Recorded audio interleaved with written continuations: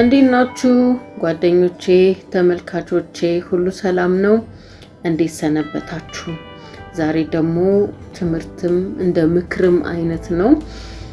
በተለይ ስፖርት የምትሰሩ ሴቶች ለእናንተ ነው ይሄ ነገር የሚጠቅማችሁ።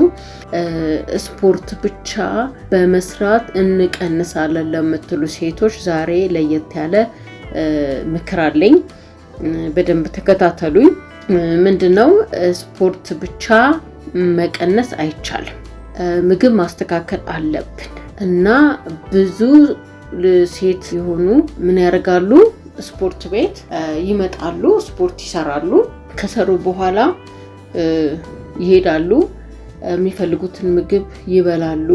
አሁን ለምሳሌ እኔ ካየኋቸው ዙሪያዬ ካሉ አብሮኝ ከሚሰሩ ሰዎች ከታዘብኩት አንዱ ምንድነው? ከሰሩ በኋላ ሄደው ምንድነው የሚያደርጉት? ቁርጥ ስጋ ይበላሉ፣ ቅባት ያለው ጮማ ነገር ይበላሉ፣ ክትፎ ይበላሉ። እና ያ ምንድነው ማለት ካሎሪያቸውን ምን ያህል ነው የሚቀንሱት? መልሰው ይሰራሉ፣ የቀነሱትን ካሎሪ ደግሞ ሄደው ያንን ካሎሪ ይጨምራሉ። ከዛ ምንም በቃ ሰውነታቸውን ንቅንቅ አይልም። እንግዲህ ከአመት አመት ይሰራሉ። እኔ ምንም ያው ቦርጫቸውም ሲቀንስ አላይም፣ ሰውነታቸውን ሲቀንስ አላይም። እና አሁን እስኪ ምናልባት ይጠቅማቸው ከሆነ ብዬ ከራሴ የሆነ አንድ ልምድ ሼር ላርጋችሁ ብዬ ነውና ምንድነው?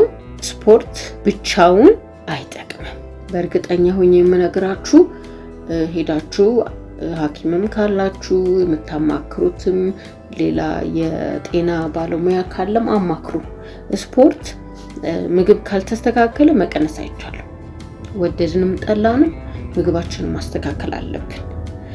እንዴት ነው ማስተካከል የምችለው ለምትሉት ደግሞ ኒውትሪሽን የሚሰጡ ሰዎች አሉ። እነሱን ሄዳችሁ አማክሩ። አይ ወይ አንቺ እንትን በይን ምክር ስጭን የምትሉኝ ከሆነ ደግሞ እንደዚህ ሄዳችሁ ማማከር ለማትችሉ ሰዎች ደግሞ በቤታችሁ ውስጥ የምትችሉትን ያህል አድርጋችሁ ሰውነታችሁ እንዴት መቀነስ እንዳለባችሁ አሁን እነግራችኋለሁኝ። ይህን ቪዲዮ ስትከታተሉ ፕሊዝ ሰብስክራይብ አድርጉ፣ ላይክ አድርጉልኝ፣ ሼርም አድርጉ፣ ለሌሎችም እንዲጠቅም ነው። እና አሁን ወደ ትምህርት ሄዳለሁኝ። እና እንዴት ነው መቀነስ ያለብን ስትሉ በመጀመሪያ መቀነስ ስታስቡ አይምሯችሁን ነው ማሳመን ያለባችሁ። በቃ በዚህ ወር ወይ በዚህ አመት መቀነስ አለብኝ ብላችሁ መወሰን፣ አይምሯችሁን ማሳመን አለባችሁ። ከዛ በኋላ ካሳመናችሁ በኋላ ወደ እርምጃ ነው የምትሄዱት። እርምጃችሁ ደግሞ ምንድነው? ገና ከቤት ውስጥ ከሚሰራ በተለይ ይሄ ክሽን ብሎ የሚሰራ ወጥ ከሱ ትጀምራላችሁ። በቃ እሱን መብላት ታቆማላችሁ። ሁሉ ጊዜ ፍሬሽ የሆነ በጣም ዘይት የሌለው ማለት በወይራ ዘይት፣ ይሄ አሁን የሱፍ ዘይት አለ፣ ኑግ ዘይት አለ፣ ሌሎችን ዘይት ታቆሙና የወይራ ዘይት ገዛላችሁ። ከዛ ያን ወይራ ዘይት ገዙና ምን በዚህ ወይራ ዘይት እየሰራችሁ ምን ደግሞ መብላት እንዳለባችሁ ደግሞ እነግራችኋለሁ። ያው መጀመሪያ ላይ እንዳልኳችሁ ራሳችሁን ታሳምናላችሁ። በመጀመሪያ ሰውነታችንን ሊያስተካክልልን ሊቀንስልን የሚችለው በመጀመሪያ ከስፖርት መጀመሪያ ምግብ ነው ብያችኋለሁኝ። ምን ታደርጋላችሁ? አትክልቶችን መመገብ በጣም ጥቅም አለው ለጤናም ለሁሉም ነገር። አትክልቶች ስላችሁ ደግሞ እንደ ጎመን፣ ሰላጣ፣ ብሮኮሊን የመሳሰሉት በፋይበር የበለጸጉ አትክልቶችን ፈልጋችሁ እሱን መመገብ አለባችሁ። እነዚህ አትክልቶች ደግሞ ምንድነው? የሆድ ድርቀትን በመከላከል ቦርጭ ለመቀነስ ይረዱናል። አንዳንድ ጊዜ ቦርጫችንም የሚያድገው ምንድነው? የምንበላው ምግብ አንጀታችን በደንብ አጣርቶ ፈጭቶ ካጣራ በኋላ አንዳንድ ጊዜ የሚወገደው ነገር ቶሎ ላይ ወጣልን ይችላል እና ያ ሆዳችን ውስጥ ሲቀመጥ ምን ይሆናል? ወደ ቦርጭነት ነው የሚቀየረው። አሁን እነዚህ ምግቦች ደግሞ ስራቸው ምንድነው? ሆድን ማለስለስ ነው። ሆድን አለስልሰው የሚጠቅመውን ለሰውነታችን ይሰጡና የማይጠቅመውን ደግሞ በቆሻሻ መልክ በትክክል እንዲወጣ ያደርጋሉ ማለት ነው። ምንድነው? ሆድ ማለስለስ ነው ስራቸው።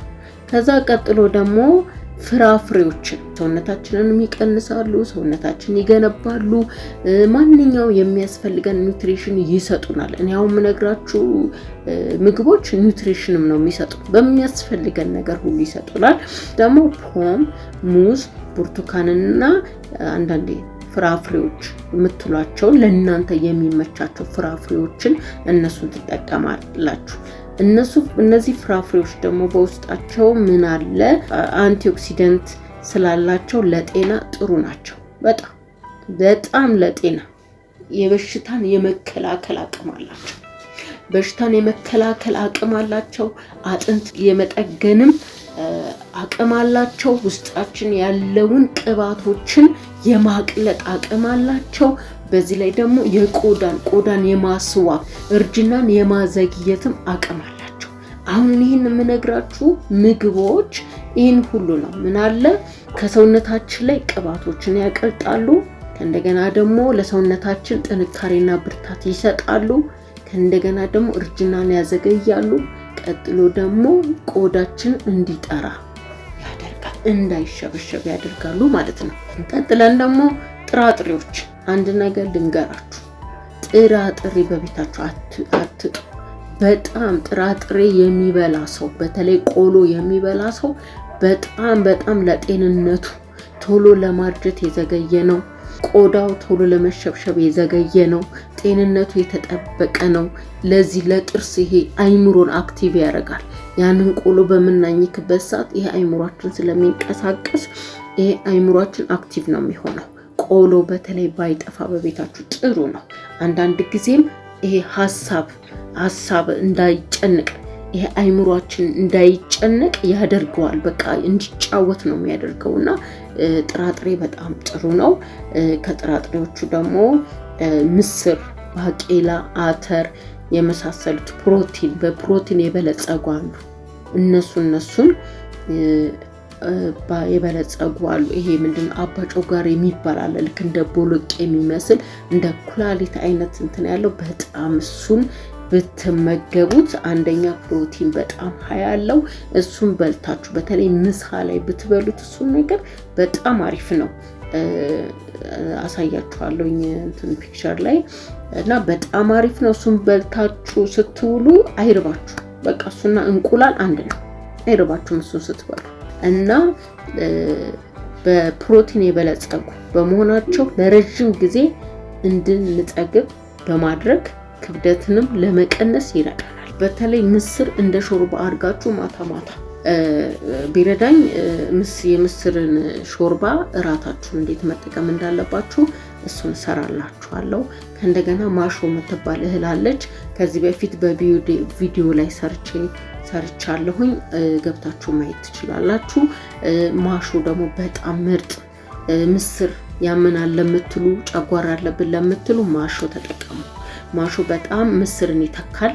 በጣም ያለው ፕሮቲን ደግሞ በጣም ሀይ ነው እና አጥንቶቻችሁን ይገነባል። ይሄ የጉልበት ህመም፣ መገጣጠም ያላለባችሁ ሰዎች በጣም የምትጠቅም ምግብ ነች፣ እህል ናት እና እሷን ተጠቀሙ። ቀጥሎ ደግሞ እነዚህ እህሎች እንደ እህል አይነት አሉ። እህል ማለት ያልተፈተጉ እህሎች አሉ። ቡናማ ሩዝ አለ። ቡናማ ሩዝ ማለት ብራውን ሩዝ እንደሚባለው ነው። ገብስ፣ አጃ የመሳሰሉት ናቸው። ከስንዴ ውጪ ማለት ነው። ስንዴ እንዳትጠቀሙ። ስንዴ በጣም መጥፎ ነው። በጣም ይሄ ግሉተን የሚባል ንጥረ ነገር ስላለው በጣም እሱ ጥሩ አይደለም። ባይዘዌይ ስንዴ ስንበላ፣ ፓስታ ስንበላ ምን ይሆናል? ሴቶች ከጎናችን ጋር እንደ ሞባይል የሚባል ነገር አለ።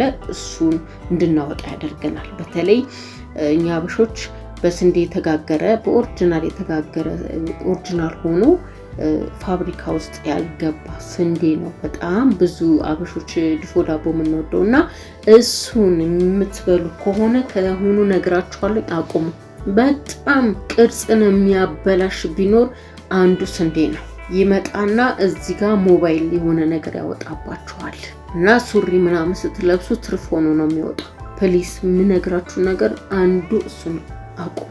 ከእንደገና ደግሞ ይሄ ጃንክ ፉድ የሚባሉ አሉ።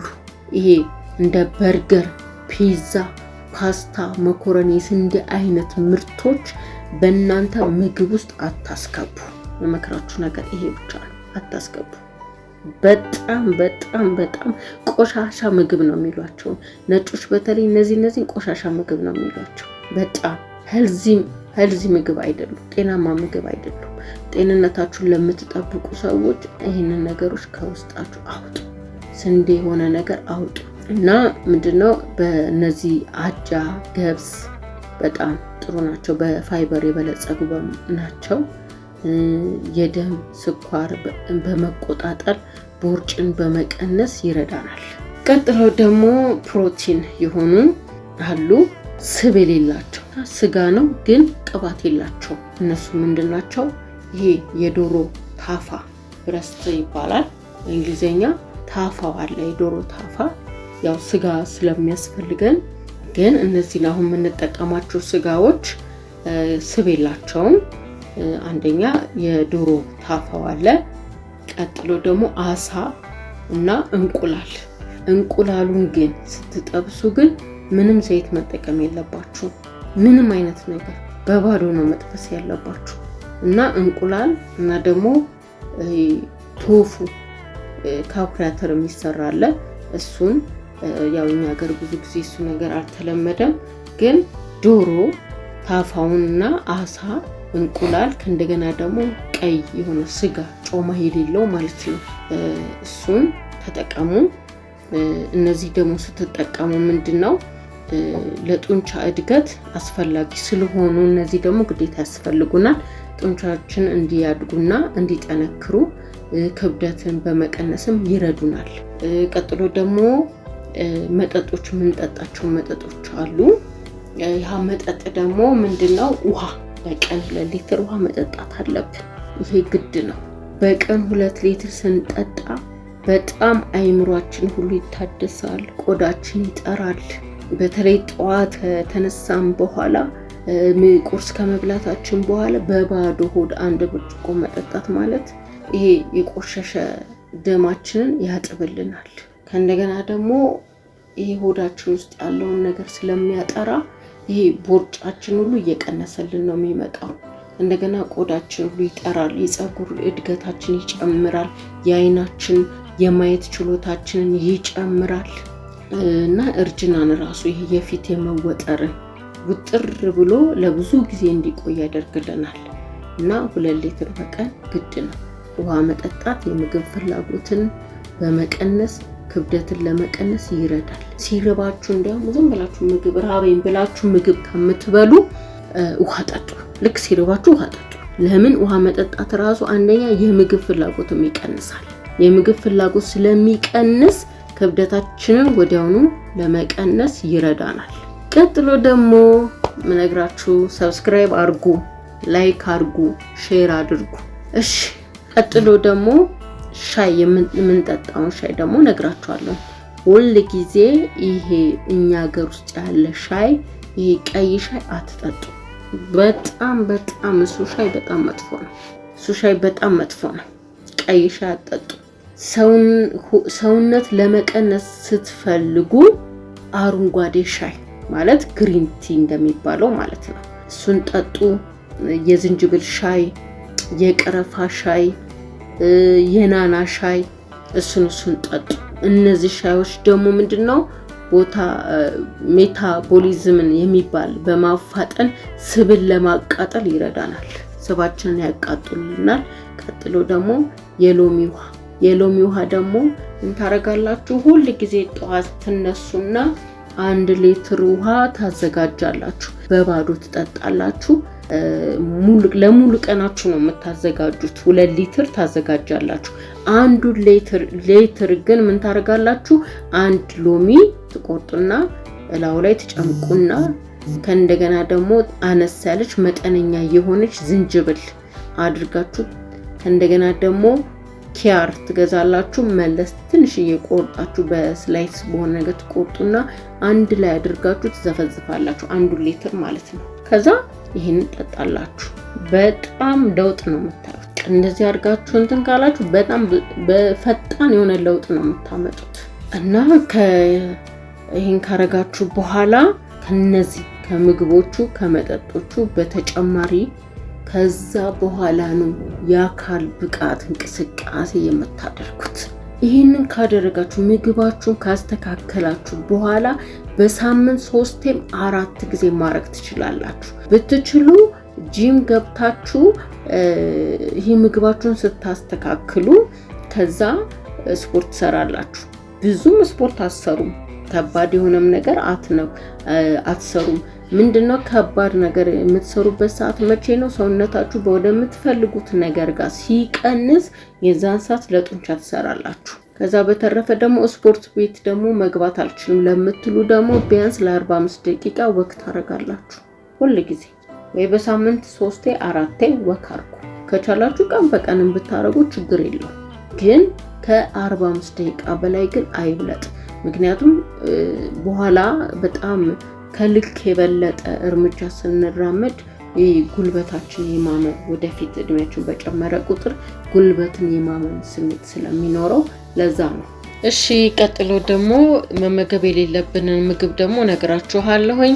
መመገብ የሌለብን ምግቦች የስንዴ ነክ የሆኑ ምግቦች፣ ቸኮሌት፣ ኬክ፣ ሁሉም አይነት የአልኮል መጠጦች፣ ቺፕስ፣ ስኳር፣ የታሸጉ ለስላሳ መጠጦች፣ ኩኪስ፣ የተጠበሱ ምግቦች፣ ፒዛ፣ ጮማ፣ ቺዝ፣ ድንች፣ የአሳማ ስጋ፣ እንደዚሁም ይሄ ጉበት፣ ኩላሊት የሆኑ ምግቦችና ነጭ ዳቦ፣ ነጭ ሩዝ፣ ፓስታ እና ደግሞ ይሄ ማቆያ የተከተተባቸው ምግቦች እነሱ አትመገቡ። እና ይሄንን ይመስላል። ምግብ ደግሞ እንዲሰራላችሁ የምትፈልጉ ሰዎች ካላችሁ ስሪልን በሉኝ። እግዚአብሔር ከረዳኝ ደግሞ ቀን በቀን እንዴት መመገብ እንዳለባችሁ ምግቦችን ልሰራላችሁ እችላለሁኝ። ቁርስ ምን እንደምትበሉ፣ ምሳ ምን እንደምትበሉ፣ ራታችሁ ምን እንደምትበሉ ሰራላችኋለሁኝ። አብራችሁኝ ስለቆያችሁኝ አመሰግናለሁኝ። ሰብስክራይብ አድርጉልኝ፣ ላይክ አድርጉልኝ፣ ሼር አድርጉልኝ። ከዛ በተረፈ ደግሞ የምትፈልጉትን ነገር ኮሜንት ላይ ጻፉልኝ። ምክሬን ተመችቷችሁ ከሆነም ደግሞ ኮሜንት አድርጉልኝ። ይሄን ምግብ ሰራላችኋለሁ። ተባረኩልኝ። አመሰግናለሁ።